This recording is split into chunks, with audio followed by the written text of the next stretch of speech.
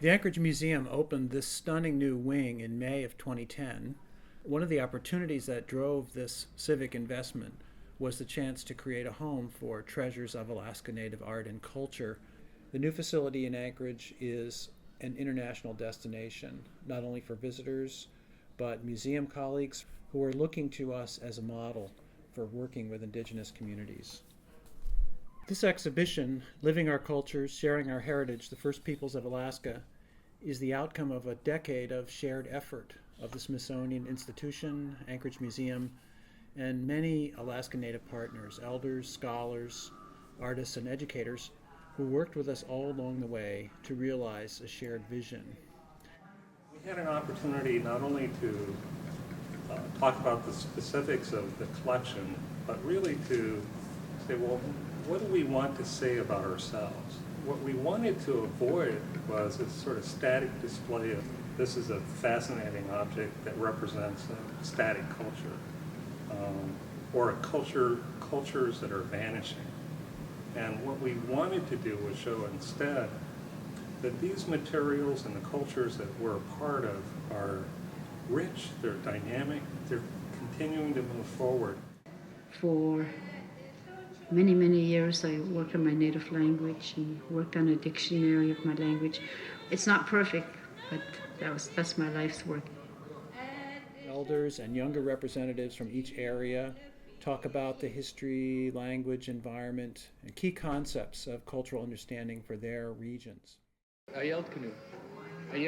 This fills the space with the voices of the people, and it immediately signals that this gallery is about self-representation. I'm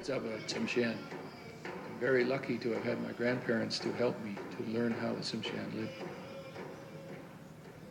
The integration of message and design, it's arranged to represent a cultural landscape of Alaska, going from north to south. Transparency is such that you see through one case all the way down the row into others. It makes a beautiful connection and invites you to explore.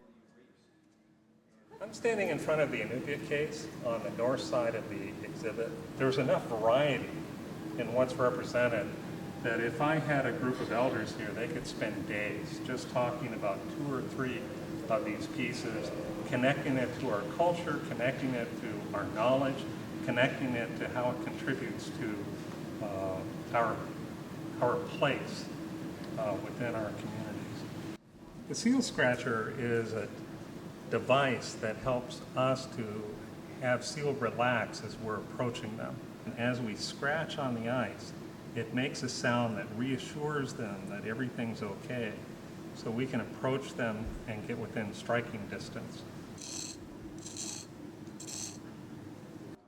These touch screens at the end of each case, explorer stations, allow visitors to learn more about any of the objects in the case. You can see that we've made provisions to zoom in and really see the detail on these carvings. Like here's one of the bowhead whales with a blue bead in its back. That's where the harpooner would actually strike the animal, and it represents the animal's soul. We have the discussions right here, the transcripts in English and Inupiaq that we had with elders. And then one of the, I think, really nice features is the ability to see this bowl from all sides with this 360-degree view to see the animals on front and back. That circle within circle and a dot in the middle and the 4 lines, that's our emblem that shows who we are, and that's how we see our connection to the cosmos and our life essence.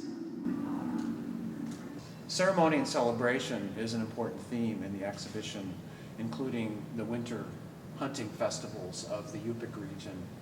This is a Nupstuk mask that was designed by the shaman. It represents one of the controlling sky spirits who lets the animals pass from the sky worlds back down to the earth, where they can be reincarnated for the hunters. Within the traditional Athabascan way of life was very mobile. People moved from camp to camp throughout the year.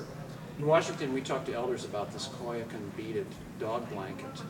This was for dressing your dog team for a celebratory arrival at New Year's or some other event in a Athabascan village, and every dog in the team would be dressed in one of these beautiful beaded blankets.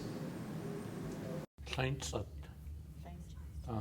Dog blanket, and I heard about it. And when they're coming, they could hear long wait. That's what people said. Oh yeah. See? This collection is not only an exhibition, it's also a resource for community study. The support system for the objects is designed so that the cases open up, we have full access to everything. We can take the pieces off, transport them on a custom-made cart, and take them to the cultural consultation room, which is built right into the gallery. One of the great things about being a part of the group that put this all together was a real opportunity to say, we aren't passing, we're not going away. And the cultures that created all of these materials are continuing to create and recreate our societies today and making a contribution to the state of Alaska. That's what I think this exhibit helps to do.